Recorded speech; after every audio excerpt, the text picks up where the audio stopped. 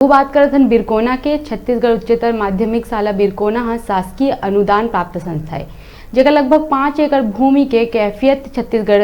उच्च माध्यमिक शाला बिरकोना के नाम में दर्ज है। वहीं जमीन ल लेके बिल्डर जेठू साहू और शाला के सदस्य और कांग्रेसी नेता विनोद साहू के बीच विवाद के वजह बने हुए हैं। ये जमीन हाँ जमा विनोद साहू और जेठू साहू के खिलाफ विनोद साहू है वह जेठू साहू के खिलाफ कोनी में शिकायत दर्ज करा है।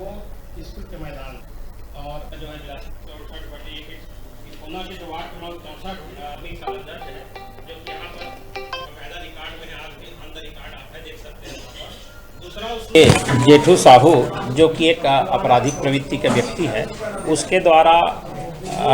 कई बार छत्तीसगढ़ उच्चतर माध्यमिक शाला बिरकोना जो कि महामाया नगर वार्ड में आता है, उस स्कूल के मैदान में अवैध कब्जा के उद्देश्य से बार बार कभी मिट्टी डाला जा रहा है, कभी मुरुम डाला जा रहा है, कभी रास्ता